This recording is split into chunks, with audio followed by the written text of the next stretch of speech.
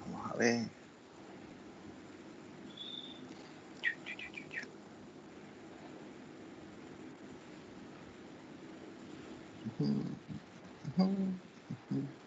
Vale.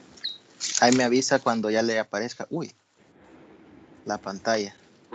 Sí, volteado, pero ahí sale. No, sí, pero ya lo arreglé. En Ya. teoría. Ya lo arreglé. Vale. Ok. Bueno.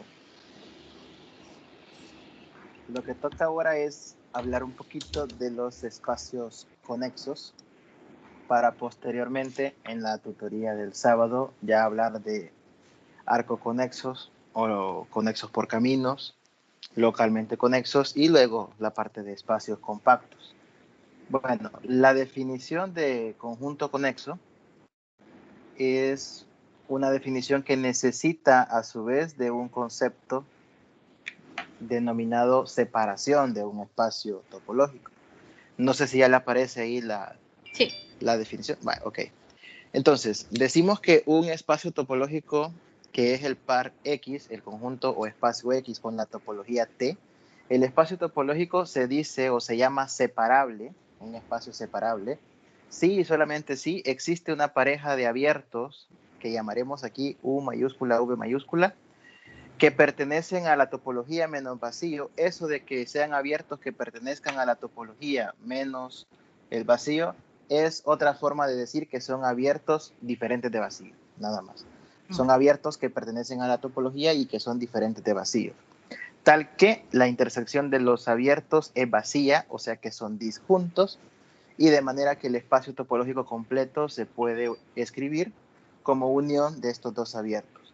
Dicho en palabras más, no sé si más sencillas, pero más comunes en el ámbito matemático, un conjunto es o un espacio es separable si lo podemos escribir como unión de abiertos disjuntos y obviamente diferentes de vacío. Separable si se puede escribir como unión de abiertos disjuntos y que ambos abiertos sean diferentes de vacío. Bueno, esa es la definición de espacio separable. Entonces, cuando un espacio es separable a la parejita de abiertos, ojo que tiene que ser una pareja, no 3, ni 4, ni 5. Tienen que ser dos abiertos.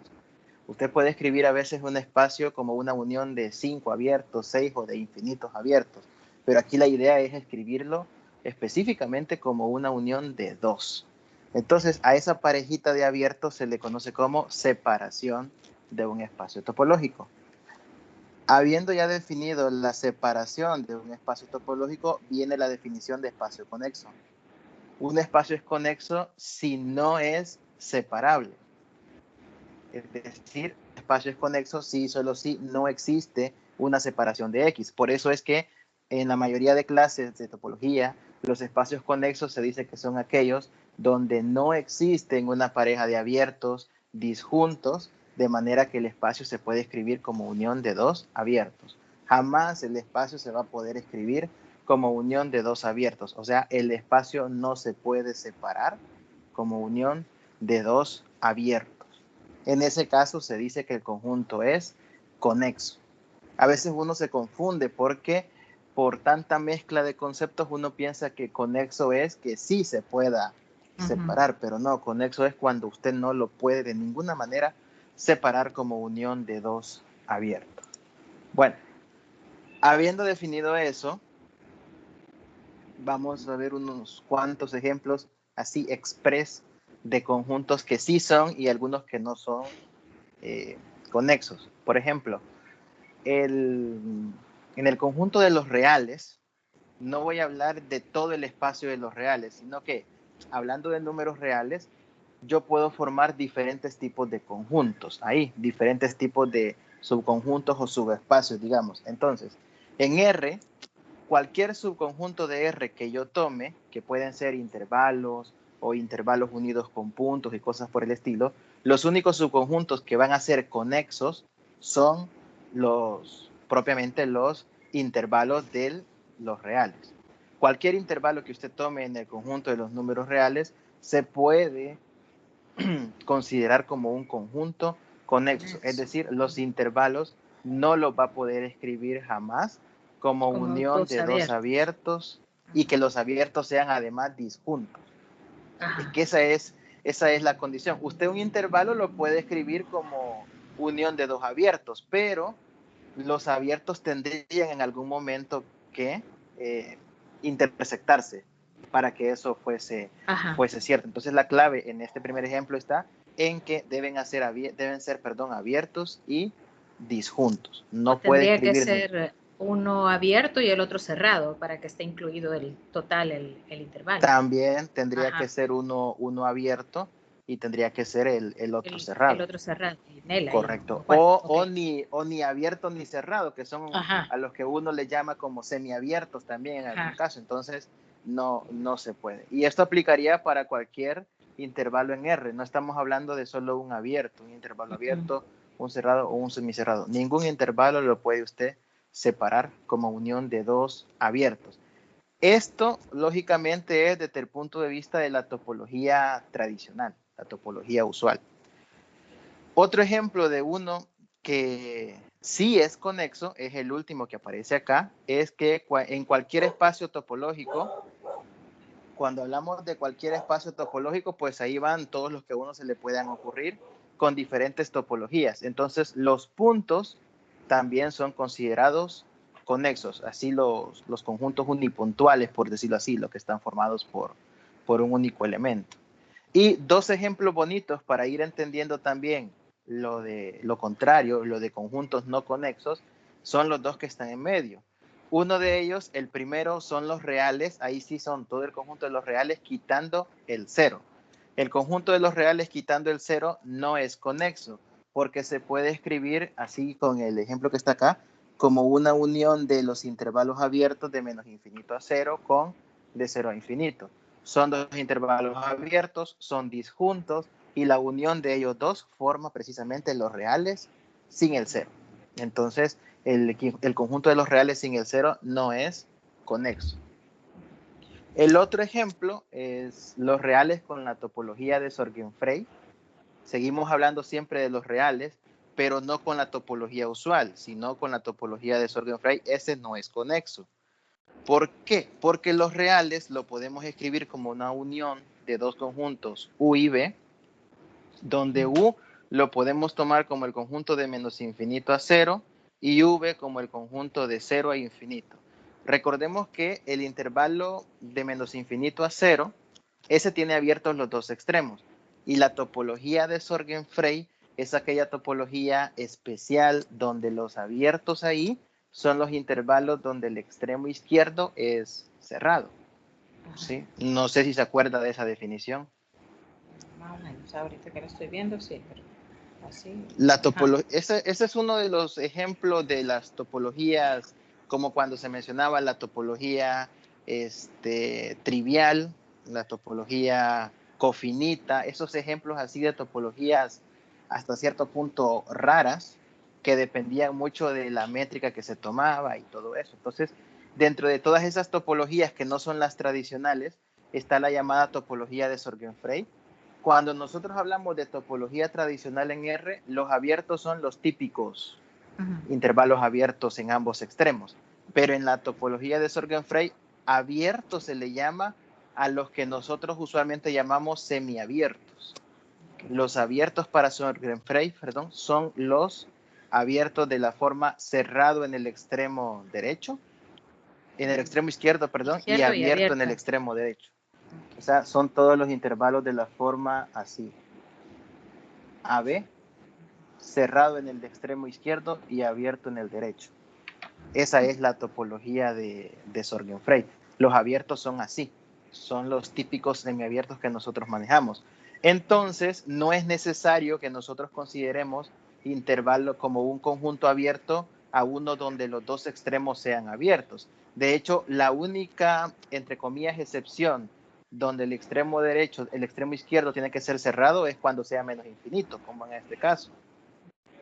Tengamos en cuenta también que en el caso de cualquier topología, yo puedo tener mis abiertos definidos de cierta forma, pero también por la misma definición de topología, la unión de todos esos abiertos la unión de todos esos abiertos me genera también otro abierto. Entonces el menos infinito a 0 es un abierto en la topología de Sorgenfrey porque la puedo ver como unión de infinitos abiertos de la forma AB que le he planteado ahí. Entonces, en conclusión, menos infinito a 0 es como un abierto especial donde el extremo izquierdo sí es abierto, y después el V se toma como un abierto tradicional de 0 a infinito, donde el extremo izquierdo sí tiene la forma de los abiertos de la topología de Sorgenfrey. Por eso es que los reales los podemos escribir como la unión de estos dos conjuntos, y por eso no sería conexo, porque son conjuntos disjuntos, son abiertos, y su unión me genera todo el conjunto de los números reales. Entonces, eso de segundo y tercero son un par de ejemplos así, en teoría sencillitos de ver, ¿no? Que no son conexos, cuando uno se lo plantean ya así, que mire, estos son los abiertos, sí, se ve bien bonito, que sí lo generan y todo.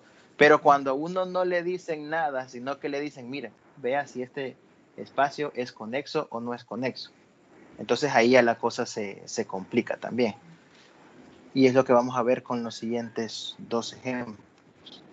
Vamos con este primero. Un ejemplo tan sencillo como determinar o probar, mejor dicho, que R es conexo. ¿Cómo podríamos nosotros ver que R es conexo? Bueno, la mayoría de demostraciones de ver que un conjunto o espacio es conexo, la mayoría se hacen por contradicción. Es decir, la mayoría de casos parte usted de suponer que no es conexo y llega a una contradicción. Y eso vamos a hacer acá. Vamos a suponer, para demostrar que R es conexo, por contradicción vamos a suponer que no es conexo. Entonces, si R no es conexo, significa que existe una pareja de abiertos U y V que pertenecen a R, tal que U y V son disjuntos. Voy a agregar acá. U y V son disjuntos, o sea que U interceptado V es vacío. Ambos son diferentes de vacío y además los reales los puede escribir como la unión del conjunto U con U. Eso es a partir de suponer que R no es conexo. Lo puede escribir de esta manera. A partir de eso, bueno, aquí ya viene un poco lo que usted me comentaba de tratar de ingeniárselas, ¿no? En cómo armar una demostración y cómo intentar llegar a alguna contradicción. La idea de la contradicción en los conexos es partir de lo contrario, de que no es conexo, y llegar a demostrar que en algún momento hay un elemento que va a quedar en los dos conjuntos, tanto en U como en V, y eso sería una contradicción, pues estamos suponiendo que son disjuntos. Eso sería una parte. O bueno, en el caso de esta demostración, vamos a ver que uno de los conjuntos es acotado y eso me genera una contradicción. Así que ahí sí hay que ingeniárselas un poquito para lograr las justificaciones convenientes. Bien, una vez sabemos que R se puede escribir como la unión de dos abiertos disjuntos U y V, entonces empezamos a considerar un X que pertenece a U y tomamos un Y que pertenece a V, un elemento en cada conjunto, de tal manera que, bueno, como estamos hablando de los reales, si yo tomo un elemento en cada conjunto y estoy suponiendo que los conjuntos son disjuntos, debe existir una relación de orden entre los elementos. Particularmente suponemos que estos dos elementos cumplen que X es mayor que Y. Es una suposición, como puede suponerse también lo contrario, no altera la demostración. Hay una cierta relación de orden entre esos dos elementos. Uno es mayor que el otro, no sabemos quién, pero suponemos que es X. Luego, por la misma definición de abiertos, la misma definición de topología y todo eso, sabemos que si X pertenece en este caso a un conjunto abierto U, entonces, como estamos en los números reales, por muy pequeño que sea, pero yo puedo encontrar una pareja de elementos a los que llamamos A sub X y B sub X, una pareja de elementos de tal forma de que puedo formar un intervalo AX, BX, que vaya de AX a BX, de manera que este intervalo contenga a X y además esté incluido en el conjunto U. Puedo encontrar los números más, pero más pequeños que yo considere necesarios para lograr meter ese intervalo en el conjunto U. Al ser U un conjunto abierto, pues entonces estamos hablando de que siempre se va a poder lograr hacer eso. Siempre puedo yo meter ese X en un intervalo por muy, muy pequeño que sea. Eso es por la misma condición de que el U y el V son conjuntos abiertos. Ahora bien, el U y el V no necesariamente son intervalos. Ahí no dice que son intervalos. El U y el V son conjuntos abiertos, nada más en R. Estamos hablando que bien podría ser un intervalo abierto unido con algún otro elemento, con un conjunto unipuntual, o podría ser el U una unión de dos abiertos, en fin. Hay muchas combinaciones que podrían darse, pero no necesariamente U y V son intervalos.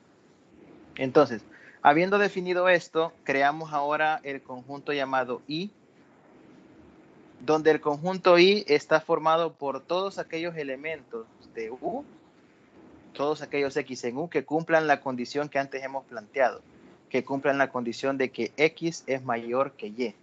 Todos aquellos elementos de U que cumplan con que X es mayor que Y. Y por eso recalco el hecho de que U y V no son intervalos, porque si U y V fueran intervalos, al ser disjuntos, entonces todos los elementos de U serían o menores que todos los elementos de V, o todos los de U serían mayores que todos los elementos de V, si U y V fueran intervalos.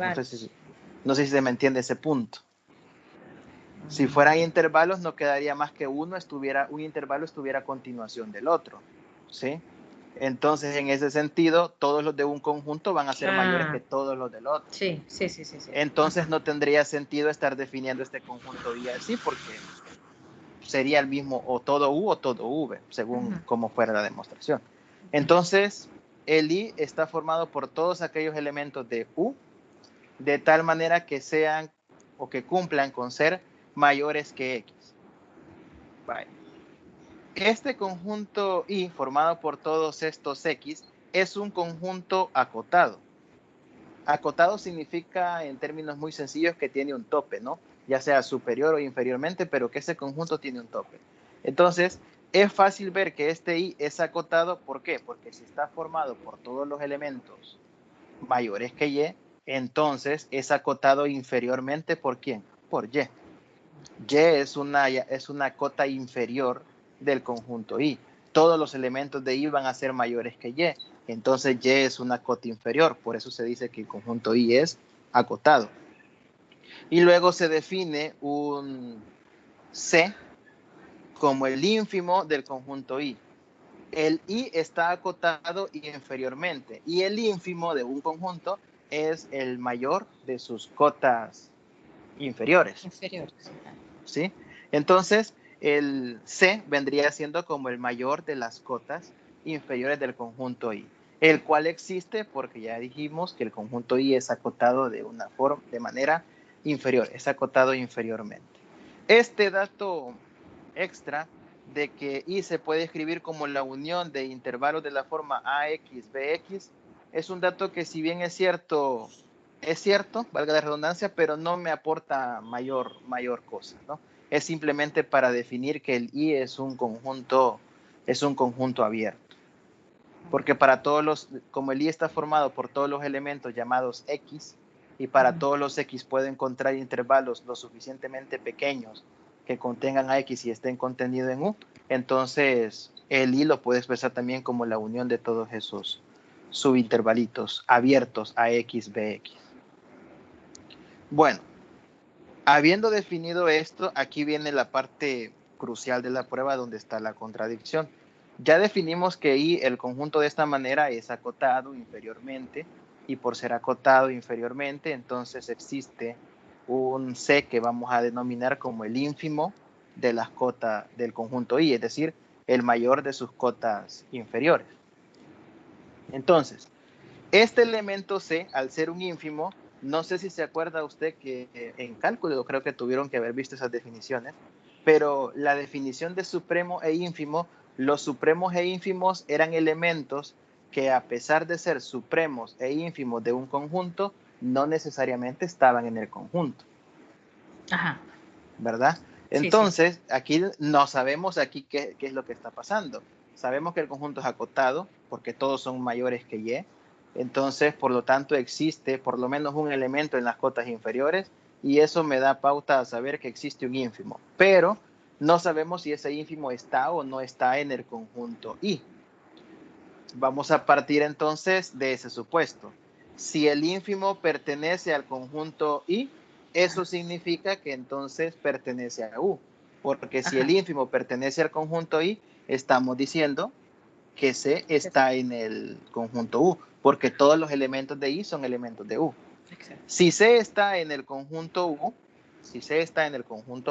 entonces, como el U es abierto, yo puedo encontrar un intervalo de la forma C menos Q, C más Q, es decir, existe algún valor Q mayor que 0, de tal manera que yo puedo encontrar también un intervalo lo suficientemente pequeño que contenga a C y que esté contenido ese intervalo en U.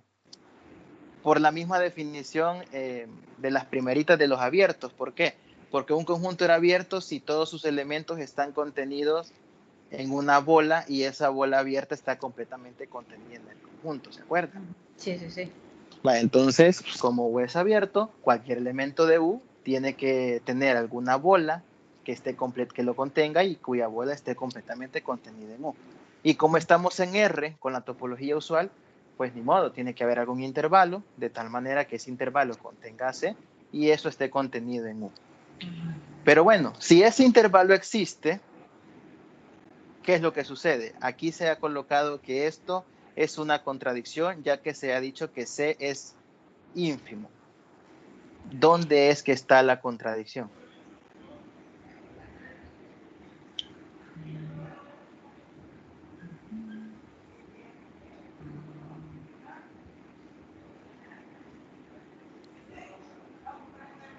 En el C menos Q. ¿Por qué? Porque supuestamente C es el ínfimo y ahí estamos asumiendo que hay uno menor que C, que pertenece a U.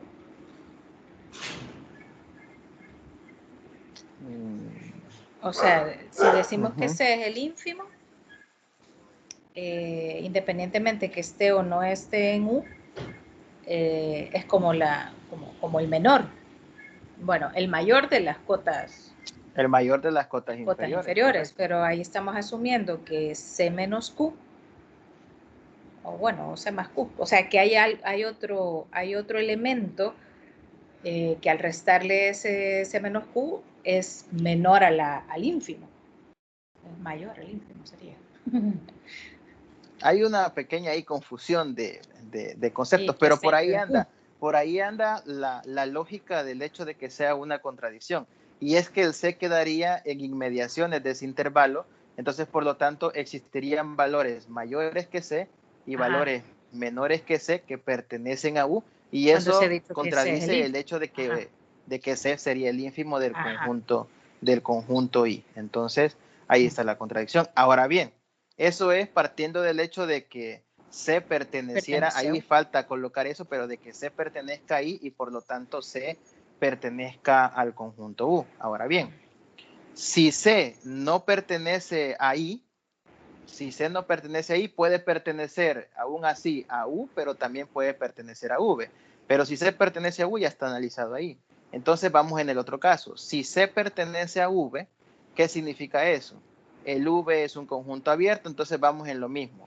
Si C pertenece a V, como V es un abierto, existe algún Q mayor que 0, tal que el intervalo C menos Q, C más Q está completamente contenido en V, por la definición de bolas abiertas para los puntos interiores de un conjunto. Y eso también me genera una contradicción. ¿Por qué? Por lo mismo, por la misma definición de ínfimo. Ajá, porque igual hemos dicho que no hay otro, o sea que ese C, bueno, es... El C es el mayor de las cotas, el C es el mayor de las cotas inferiores del conjunto I. C es el mayor de las cotas inferiores del conjunto I, por ser el ínfimo. Al suponer que C no está en el conjunto U, sino que está en V, si nosotros decimos que existe algún intervalo abierto que contiene a C y que está en V, significa que en realidad no es el mayor.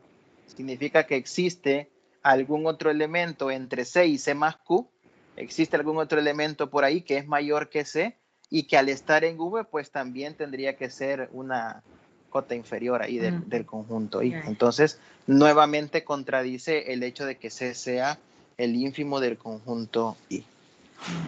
Bueno, es un poco rebuscada la última justificación, pero por ahí se va. Ahí, al final, aquí lo que hay que tener en cuenta son dos cosas. Primero, que como dije antes, la mayoría de pruebas de ver que algo es conexo se van por contradicción. La mayoría de pruebas se van así. Y siempre se va a tratar de buscar alguna especificación de cómo pueden ser los abiertos que forman el conjunto y ver a qué contradicción se llega. Vaya, vamos a ver la siguiente. ¿Dónde está? Ahí está. En el siguiente tenemos una función continua que va de un espacio topológico X a un espacio topológico Y. Y nos dicen, ¿qué pasó? Nada. Tenemos una función que es continua y que va de un espacio topológico X a un espacio topológico Y, donde el conjunto de partida, o sea, el X, es conexo y nos piden probar que f de X es también conexo. Es decir, la imagen del conjunto de partida es conexa. Esto se resume en la propiedad de que una función continua lleva conexos en conexos. En eso se resumiría todo. Entonces, vamos con la demostración de ese pequeño resultado.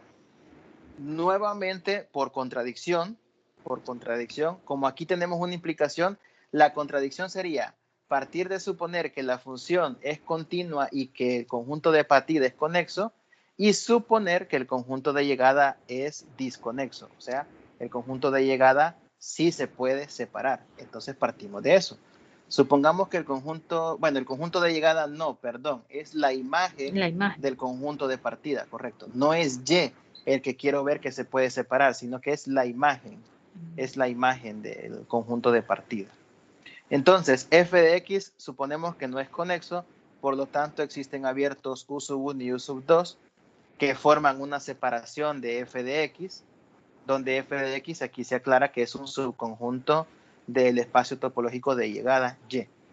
Entonces, si U1 y U2 es una separación, significa que el espacio f de x mayúscula lo puedo escribir como la unión de U1 y U2 con U1 y U2 disjuntos. Eso significa que sea una separación. Ahora bien, aquí viene una propiedad que a veces muchos pasan por alto. Cuando nosotros tenemos un conjunto, un espacio topológico con una cierta topología y tomamos de ese espacio un subconjunto, entonces no sé si usted ya leyó el concepto de topología heredada o topología relativa. Bueno, el punto es que la topología heredada o topología relativa es cuando nosotros encontramos o buscamos conjuntos abiertos en un subespacio de un espacio topológico. En este caso, f de x es un subconjunto de y.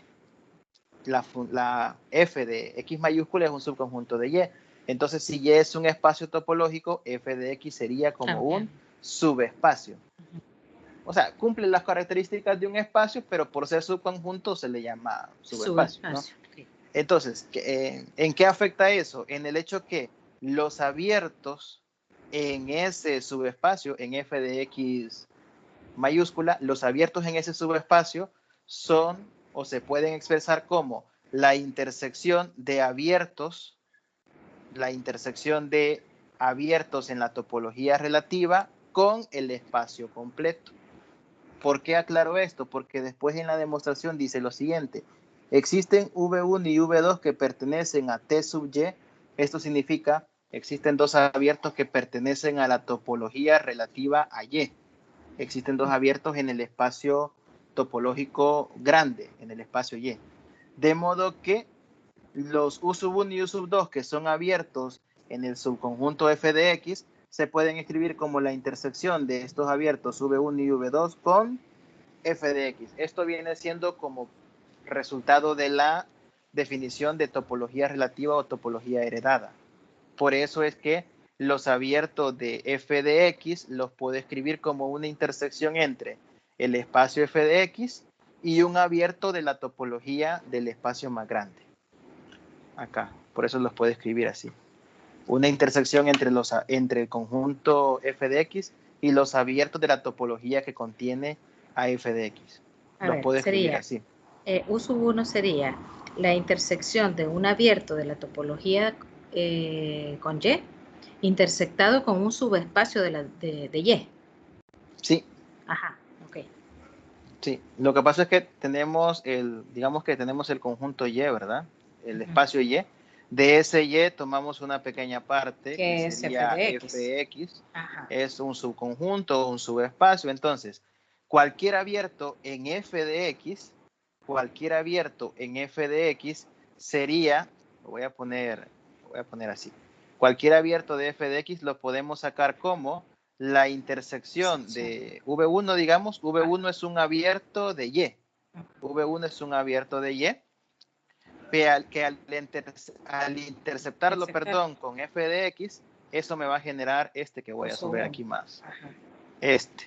Esa intersección vendría siendo U sub 1. Y de la misma manera, cualquier abierto en f de x lo podría expresar como la intersección de el espacio que contiene a f de x, que es y un abierto en la topología asociada a y, en la topología relativa al espacio y. Entonces, por eso lo puedo expresar de esa manera. Bueno, pero ¿por qué se hace eso de expresar U sub 1 y U sub 2 como una intersección? ¿Por qué no solo se deja como que son abiertos y como que cumplen con que unidos juntos forman el f de x y que son disjuntos? ¿Por qué no solo se toman así, sino que se expresan de esta manera? Primero, porque en muchas demostraciones hay que acostumbrarse a hacer esto. Y esto va tanto para abiertos como para cerrados. O sea, también los conjuntos cerrados se pueden sacar de esta manera. Entonces, segundo, se hace por lo siguiente. Necesitamos ver cuál es la forma de la función inversa, porque yo estoy suponiendo que f de x no es conexo. Entonces, necesito llegar a algún resultado con respecto a x, que es la preimagen de f de x. Si yo lo quiero ver por contradicción, tendría que llegar a alguna contradicción con la función que estoy suponiendo que es continua o con que x estoy suponiendo que es conexo, que eso no sea cierto. Entonces necesitamos ver la preimagen de f de x, o sea, x. Y para ello vamos a ver la preimagen de u sub 1 y de u sub 2. Al final, la idea de toda la demostración es llegar a la contradicción de que si yo supongo que la imagen no es conexa, entonces la preimagen tampoco es conexa. Entonces, tenemos que ver si podemos encontrar una pareja de abiertos en la preimagen de tal manera que X se puede escribir como unión de esos abiertos y ver ahí alguna contradicción. Por eso tomamos f inversa de u sub i. Aquí se le pone u sub i porque como u sub 1 y u sub 2 tienen la misma forma, solo variando el subíndice, para no hacer esto dos veces, pues u sub i, con i que vale 1 y 2, nada más. Bueno, la imagen inversa de U sub i, aquí solo hay que tener cuidado de ver bien cuándo es X mayúscula, cuándo es X minúscula. La X minúscula significa elemento, la X mayúscula significa espacio. ¿Qué pasó? Nada. ¿Qué pasó? Nada, no. Me contaron un chiste ahorita. Esto está grabado. Sí. Vale, ok. Bueno. Entonces, ahí solo hay cuestión de tener cuidado, como le decía, de interpretar bien la X minúscula y la X mayúscula. Bueno, F inversa de U sub I. F inversa de U sub I, pues por definición de aplicación inversa, son todos los X o todos los elementos del espacio topológico de partida, tal que su imagen F de X pertenece a U sub I. Entonces, estamos hablando de elementos. La imagen inversa de U sub I son todos los elementos del conjunto de partida, tal que la imagen de esos elementos, f de x minúscula, pertenece a U sub I. Eso es como la definición estándar de una función inversa. Como estamos diciendo que los U sub I los puedo escribir como B sub I intersectado f de x mayúscula, entonces de ahí sale la segunda expresión. Simplemente sustituir el u sub i como una intersección de un abierto con el espacio f de x. Aquí viene la aplicación también de un poco de teoría de conjuntos, allá de materias de primer año. Si yo tengo una intersección, si yo tengo que un elemento pertenece a una intersección, es porque el elemento pertenece a ambos conjuntos. Entonces el tercer paso es separar.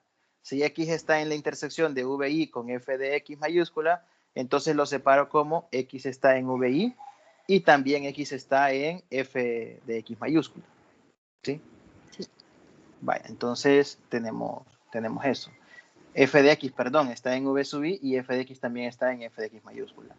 Luego, el segundo conjunto, este que está acá, que estoy encerrando ahorita en morado, los x que pertenecen al espacio topológico de partida, tal que su imagen pertenece a la imagen de x mayúscula, todo ese conjunto pues no es nada más que x. Sí, porque todos los elementos del conjunto de partida cuya imagen están en f de x mayúscula, pues es x. Ajá. X es como que fuera el dominio, o sea, ahí no estamos quitando nada. Estamos tomando todo el espacio X. Por eso es que en el siguiente paso solo se coloca X. Y luego, si yo tengo un espacio, el espacio global, digamos, en este caso X, hablando del conjunto de partida, si yo tengo el espacio global y lo intersecto con un subconjunto, ¿qué me queda? Cualquier conjunto grande intersectado con un subconjunto queda solo el subconjunto. Por eso es que el resultado final es esto.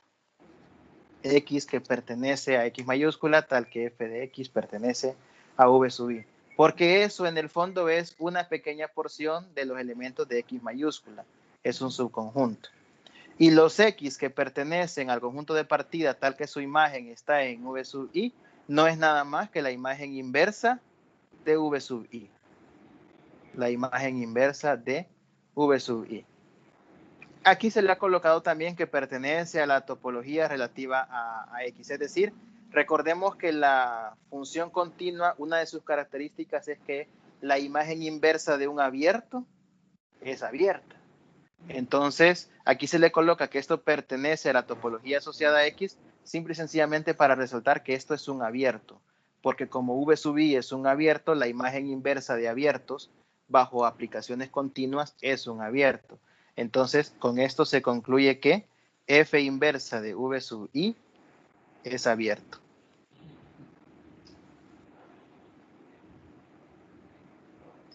Que como cuando decimos la f inversa es lo mismo que la preimagen, ¿verdad? De v sub i. La preimagen, correcto. Ajá, la preimagen. Pertenece a la okay. Entonces, todo este pequeño, bueno, no ni tan pequeño y mero confuso procedimiento es única y exclusivamente como para terminar de garantizar que en este caso en particular la preimagen de U sub i me va a devolver un subconjunto del conjunto de partida que además cumple con ser abierto. Porque estamos llegando a que la preimagen de U sub i es lo mismo que la preimagen de V sub i y eso pertenece a la topología asociada o relativa al conjunto X. Solo es para terminar de garantizar que la preimagen del abierto también va a ser abierta. Nada más. Bueno, vamos con lo siguiente. Ya tenemos que las preimágenes de U sub 1 y U sub 2 son abiertas. Ya estamos. Luego tenemos la siguiente observación. Cada U sub i es distinto de vacío. Eso por la definición de espacio separable. Ajá. El espacio era separable si sus conjuntos son distintos de vacío. Entonces, U sub i es distinto de vacío. Lo que significa que si U sub i es distinto de vacío, entonces tiene por lo menos un elemento en él, al cual vamos a llamar Y sub i, de tal forma que ese Y sub i tiene una preimagen, que sería X sub i. Entonces, al tener una preimagen, esa imagen inversa de U sub i también sería distinta de vacío. Eso es para garantizar que las preimágenes de los U sub i también son diferentes de vacío. Entonces aquí básicamente lo que tenemos es, si este es U sub i y yo tomo aquí un elemento Y sub i, la preimagen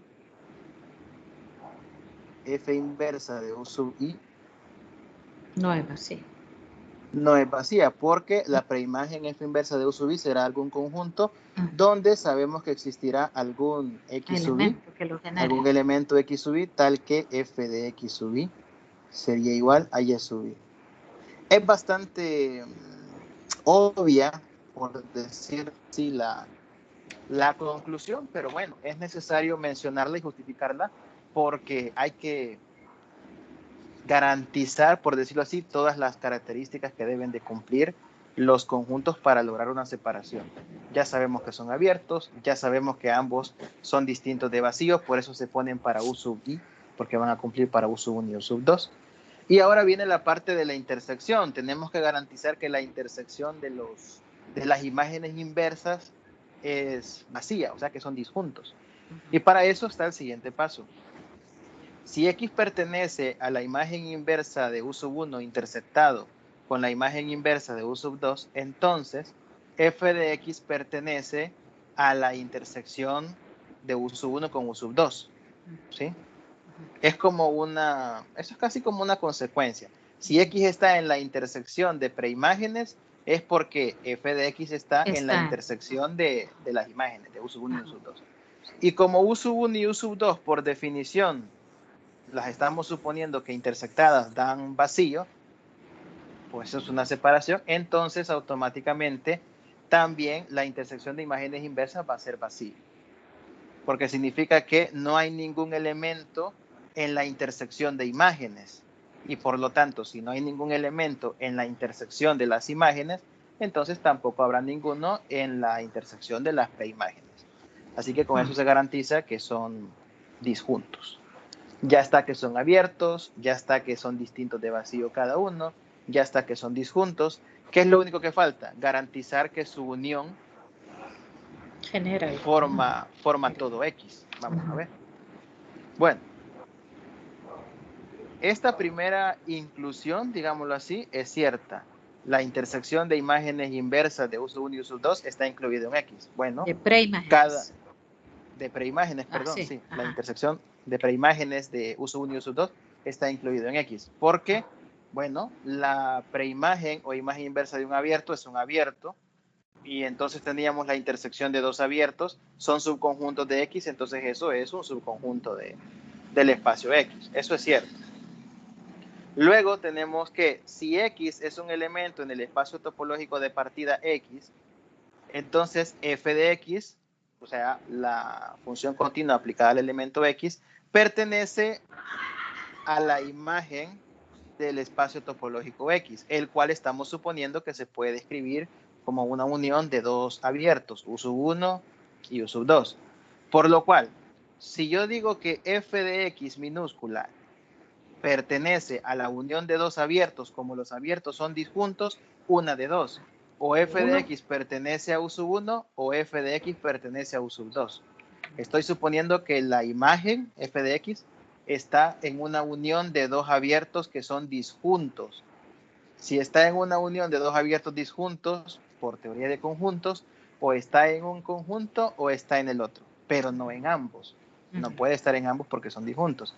Pero si F de X está en U sub 1 o F de X está en U sub 2, si yo le aplico imágenes inversas o preimágenes tanto a F de X como a U sub 1, concluimos que X pertenece a la preimagen de U sub 1 o X pertenece a la preimagen de U sub 2. Ese O, ese conectivo O es la clave, porque estamos diciendo que o pasa una cosa o pasa la otra, pero no ambas. Y como esto va a ser para todos los elementos de X, esto significaría que X lo puedo expresar como la unión de las imágenes inversas de U sub 1 con la imagen inversa de U sub 2. Y ahí ya tendría demostrado entonces que X no es conexo.